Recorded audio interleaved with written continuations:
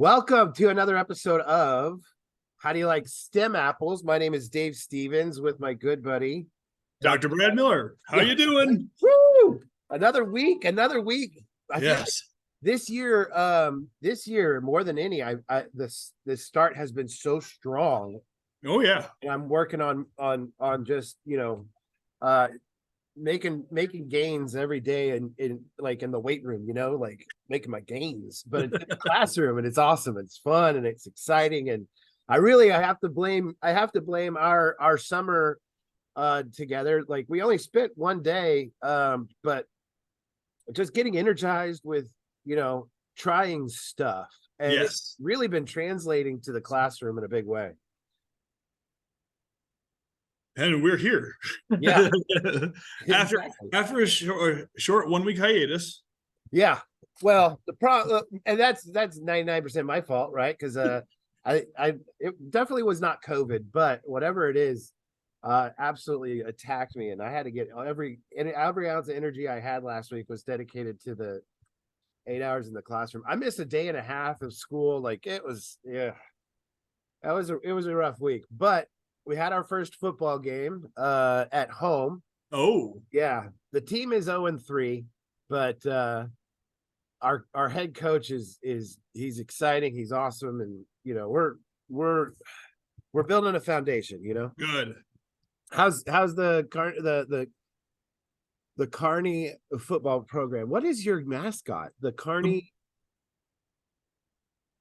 Bulldogs. Bulldogs. What I was saying Bulldogs. It probably isn't, and you're just pulling my leg. No, it is. Oh, okay, good. I was about to say Golden Warriors or something like that. I was like, but that doesn't make a lick of sense. And then I thought, have you ever heard of like a Silver Warrior or something? Like, nobody knows about second place. So right, exactly. My mascot's number 2. All right. Did you have anything really fun, exciting, awesome that you want to share from last week? Well, we had their first test 2 weeks ago, and that was I gotta find some stuff out here. So last week was that build them back up after some of them who didn't take the time to study maybe learned. We got a wake up call. Yeah, I got a little wake up call. That's awesome. And you're there to hold them up. So my joke in my class, whenever kids get frustrated, they get, whatever it might be, and math for whatever reason just gets kids so upset. And my joke has always been, don't be selfish with those tears. Give me your tears. I have a tear jar, and a kid made me an actual tear jar, right? And so I've been filling it up with the tears of teenagers. And so this is my second year now to have a tear jar in the classroom. That's great. But some people might find that insensitive, but really what it is when a kid is crying in your class and you say something goofy like that, it just reminds them that it's not that serious. What we're doing here is it's not that serious. What you don't have to look at the second quiz of the third unit in your math class as the make or break moment of your life. This isn't defining you. Yes. We are here to change lives, not destroy them. That's correct. Yeah, that's exactly right. Exactly. Right, contrary belief. As much as we'd like to think that we are the most important thing that you have going on, yep. I know better. So when I went to college, I started late. I was a late bloomer to academics. I didn't take it serious until I was 27, right? So but what I found when I was 17, 18, 19, and I failed college algebra 3 times, I dropped out of school twice. What I found is that I wasn't doing my homework.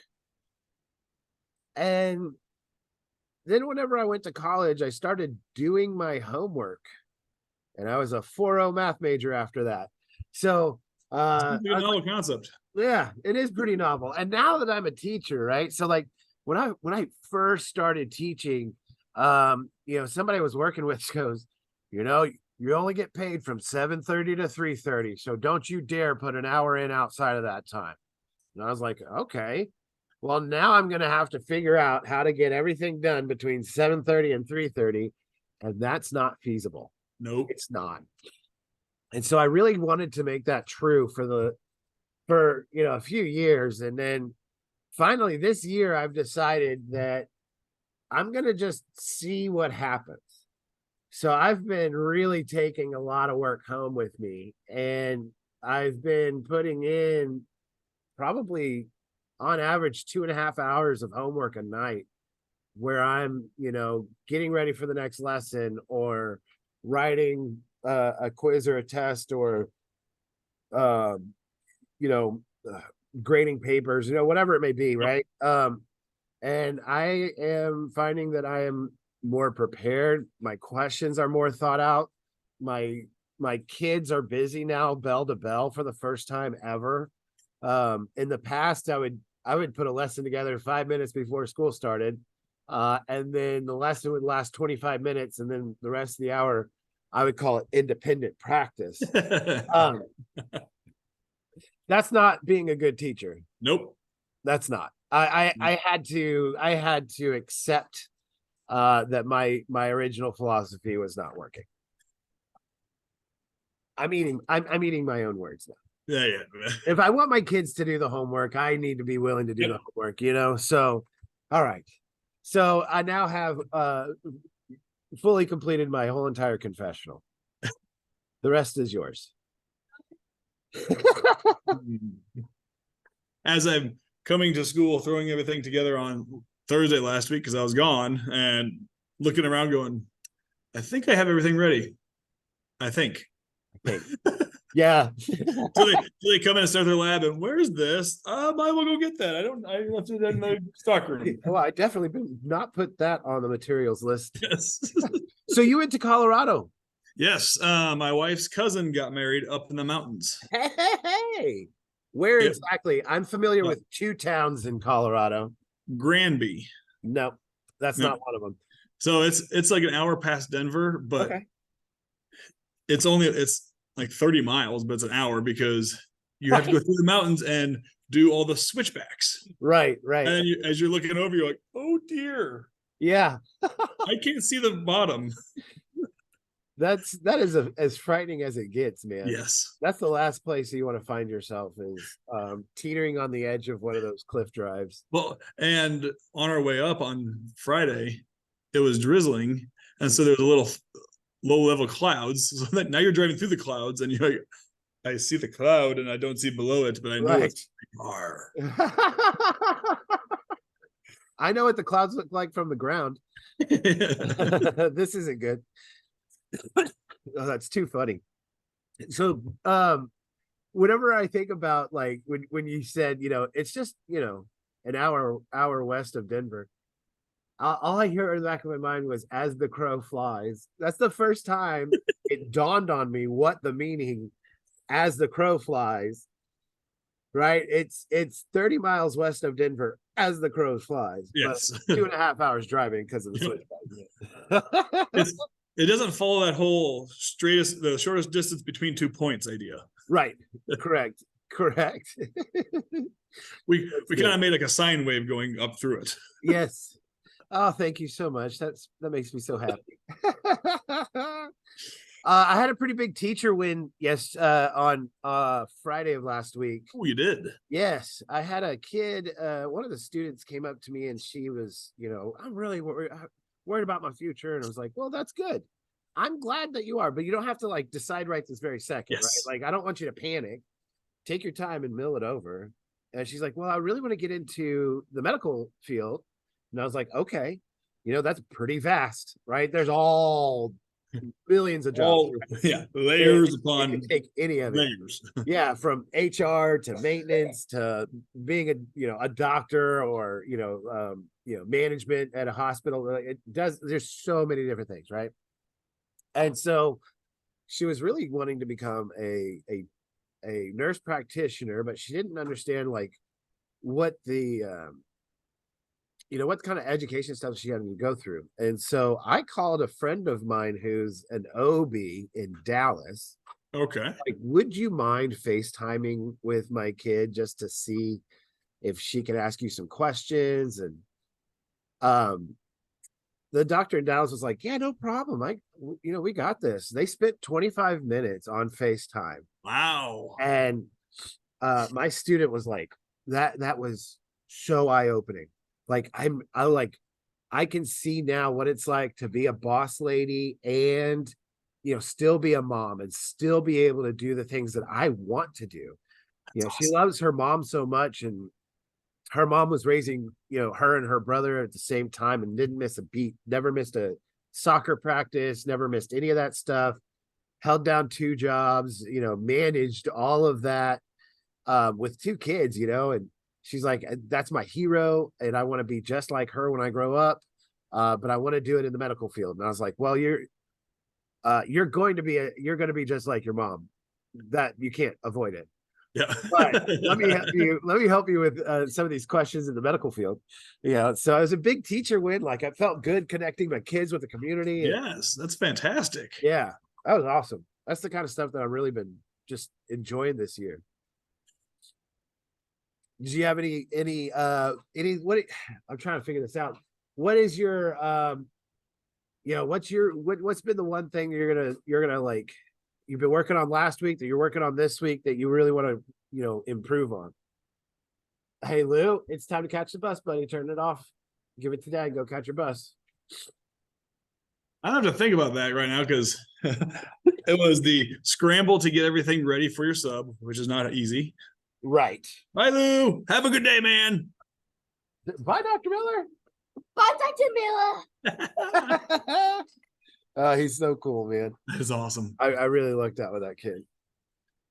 Yeah, once you get a sub and it going, and then you have to recuperate when you get back from the substitute. But then you also had to plan for everything had to be ready for today. Right. So it's just like getting but my college chem classes are doing a lab for them. They're starting a lab today, and there's a lot of new techniques for them. So I'm going to try to focus on, because last year I noticed how it was, how they handled it, see what the pitfalls are today and tomorrow, and find out if there's more practical way to do things. But just adapt that lab, because it's a good one that I love doing, because they have to actually not prove, but they have to try to really give me a scientific reasoning behind why they think it is. And all they're doing is I'm giving them over-the-counter drugs. Yeah, you are. Tylenol, Excedrin, and all that. Oh, they have to crush them up and do all this analysis of them. Yeah. And some of them are looking at like, oh, yeah, that's ibuprofen. It's obvious. It's the brownish pills. Right. But now it's like, prove it to me. Right. And so using some techniques in class, they have to do that. And so it's one of what those kind of techniques are we talking about? Like, you're dissolving it into a solution and heating it up? They'll crush it up. They'll crush them up and then add some ethanol to extract it. And then they're going to do some thin layer chromatography and some melting points. I love it. Okay. So it's thin layer chromatography. So you're going to be able to see, like, on a color spectrum, like what chemicals are made up of it, or when you say it's chromatography, I'm thinking light. So basically, they have like got a card here. Yeah. They'll have a silica plate, and they'll spot on the plate. Okay. Put it into a chamber that has a little bit of solvent, and they'll race up the plate based on polarity. Oh, and then okay. And then we'll use UV light to see where the spots are. Oh, that's actually pretty cool. So, all right, that's neat. Yeah, it's a lab I love to do. It's very general lab, but it's one I like to do because they have to throw in all these techniques, and then I know what this is, but tell me why, scientifically, rather than I looked up in the pill right here on the internet to see if it matches that picture. Yeah, how did you know that triangle was a right triangle? It looks like it. Yes. I use my eyes. Sometimes using your eyes is okay, and it's a good excuse. However, we need a little bit more evidence than that. Hey, so up there in the top corner, you have a diamond with an American flag symbol in it, and you were doing a competition entering a nationwide competition for years now. Yes. What is that competition? That is the U.S. crystal growing competition, which is put on for K through 12. And cool. It's run through the University of Buffalo with Dr. Benedict up there. And basically, you have a month to try to grow the best quality or largest or coolest looking crystals out of alum. Oh, it has to be alum. Yeah, we use alum. Okay. And I started that, I think, my second year at Harmon. Okay. Second or third year is when I first saw it, and that was their second year of doing the competition. And so, yeah, basically they have about a month to do it, and we'll send them off to be judged, and then there's some cash prizes for people that win. And I've actually had 3 or 4 winners win, whether like first or second, or they've gotten money prizes. Really? Yep. Wow. Like how much? Like $20 or something? First place is anywhere from 100 to 200. Dude. And actually, is it done by grade level or what? K through 8, and then 8, and then high school. Okay. And actually 2 years ago, not last year, the year before, prior one as a kindergartner. He got second place, I think, but he got an award. Your son did it. Yes. Just chip off the old block, right? Well, sure, we'll go with that. Or a crystal off the old alum. Anyways, that's fine. Oh, that's awesome. I mentioned that because do you want to tell us all about it? What are we doing? So one of our goals is to speak to professionals around the country, around the world, about ways to get into STEM, opportunities for students, and just to check in there and see what's going on there. Yeah. And we've gotten word from Dr. Benedict that he would be willing to come on the show with us. That's awesome. Yes. So now we just need to find a time. Yeah. Yes. And yes is the answer. I'm so excited. That's so cool.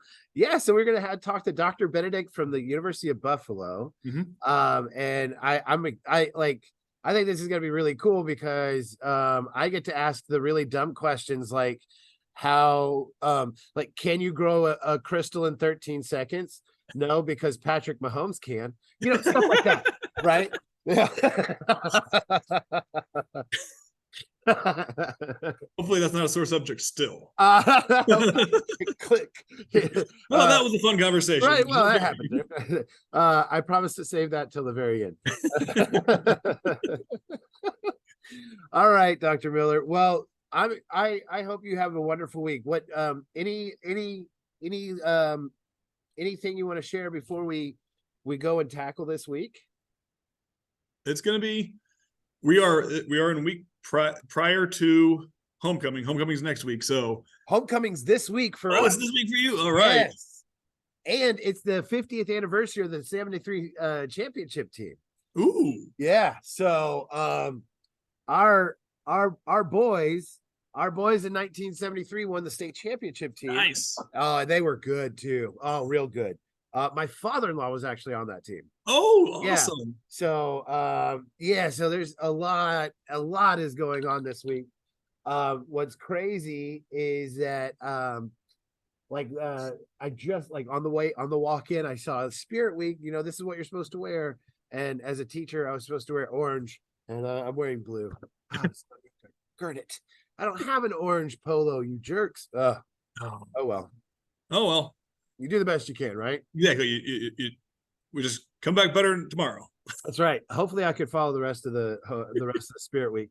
Spirit Week is really just a good excuse for teachers to wear shorts. Yes. Yeah. And so hey, how can we wear something different than we normally wear? Yeah, exactly. Exactly.